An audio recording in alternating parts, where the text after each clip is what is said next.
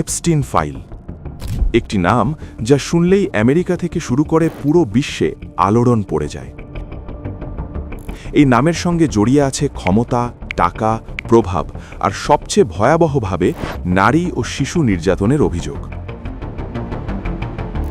এই নথি ও আলোচনায় সময় সময় সামনে এসেছে ডোনাল্ড ট্রাম্প, এলন মাস্ক, বিল গেটসের মতো আন্তর্জাতিকভাবে পরিচিত নাম। এছাড়াও বিভিন্ন সোশ্যাল মিডিয়া ও অনলাইন আলোচনায় ভারতের প্রধানমন্ত্রী নরেন্দ্র মোদী, বাংলাদেশের সাবেক প্রধানমন্ত্রী শেখ হাসিনা এবং নোবেলজয়ী ডক্টর মোহাম্মদ ইউনুসের নামও ঘুরে ফিরে এসেছে। কিন্তু খুব গুরুত্বপূর্ণ একটা কথা শুরুতেই পরিষ্কার করে বলা জরুরি। এই নামগুলোর কারও বিরুদ্ধেই এপস্টিন কেসে জড়িত থাকার কোনো নিশ্চিত বা অপরাধমূলক প্রমাণ এখন পর্যন্ত কোনো আদালতে প্রতিষ্ঠিত হয়নি। তাহলে প্রশ্ন একটাই, নাম এলো কিভাবে? নাম উঠে আসা আর অপরাধ প্রমাণ, এই দুয়ের পার্থক্য কোথায়? এই প্রশ্নের উত্তর খুঁজতেই আজকের ভিডিও। জেফ্রি এপস্টিন, কে ছিলেন তিনি? জেফ্রি এপস্টিন 1953 থেকে 2019 ছিলেন একজন আমেরিকান ফাইন্যান্সিয়ার এবং বিলিয়নের। তিনি ওয়াল স্ট্রিটে কাজ করে অসম্ভব ধনী হয়েছিলেন, কিন্তু তার প্রকৃত সম্পদের উৎস নিয়ে সব সময় রহস্য ছিল। এপস্টিনের জীবন ছিল গ্ল্যামারাস, বিলাসবহুল বাড়ি, প্রাইভেট জেট যাকে ললিতা এক্সপ্রেস বলা হয়, এবং লিটল সেন্ট জেমস দ্বীপ যা লিটল সেন্ট জেমস দ্বীপ নামে কুখ্যাত। তিনি রাজনীতি, বিজনেস, সায়েন্স এবং সেলিব্রিটি দুনিয়ায় প্রভাবশালী ছিলেন, কিন্তু এই প্রভাবের আড়ালে লুকিয়ে ছিল একটা অন্ধকার জাল, অপ্রাপ্তবয়স্ক মেয়েদের যৌন পাচার এবং নির্যাতন। 2008 সালে ফ্লোরিডায় তিনি যৌন অপরাধের দায়ে দোষী সাব্যস্ত হয়েছিলেন, কিন্তু একটা বিতর্কিত ডিলের মাধ্যমে মাত্র 13 মাস জেল খাটেন, যাতে তিনি দিনের বেলা অফিস যেতে পারতেন। 2019 সালে তাকে আবার গ্রেফতার করা হয় যৌন পাচারের অভিযোগে, কিন্তু জেলে থাকা অবস্থায় তিনি আত্মহত্যা করেন, যদিও এ নিয়ে কনস্পিরেসি থিওরি প্রচুর। তার ঘনিষ্ঠ সহযোগী ঘিসলেন ম্যাক্সওয়েল 2021 সালে যৌন পাচারের দায়ে 20 বছরের সাজা পান। তবে এখানে একটা বিষয় নিয়ে প্রশ্ন থেকে যায়, কিভাবে চলত এই নেটওয়ার্ক? এপস্টিনের বিরুদ্ধে অভিযোগ ছিল যে তিনি অপ্রাপ্তবয়স্ক মেয়েদের প্রলোভন, যৌন নির্যাতন করতেন এবং তাদের তার প্রভাবশালী বন্ধুদের কাছে পাঠাতেন। এই মেয়েরা প্রায়ই দরিদ্র বা অসহায় পরিবার থেকে আসত।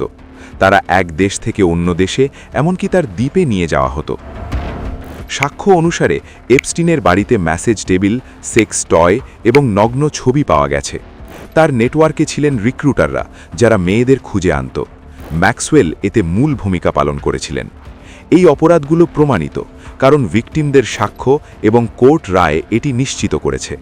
কিন্তু প্রশ্ন উঠেছে, এই নেটওয়ার্কে আর কারা জড়িত? কেন প্রভাবশালী ব্যক্তিরা তার সাথে যুক্ত ছিলেন?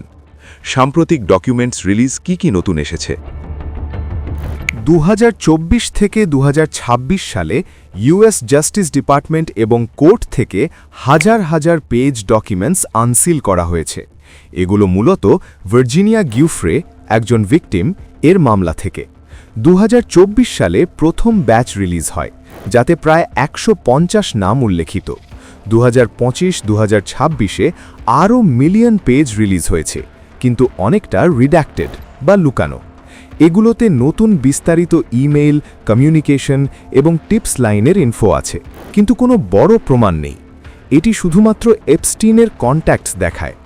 এই ফাইলগুলোতে বিশ্বের যে শীর্ষ ব্যক্তিদের নাম উঠে এসেছে: Donald Trump, Bill Clinton, Prince Andrew, Bill Gates, Elon Musk, Larry Summers, Michael Jackson, Oprah Winfrey, Kevin Spacey.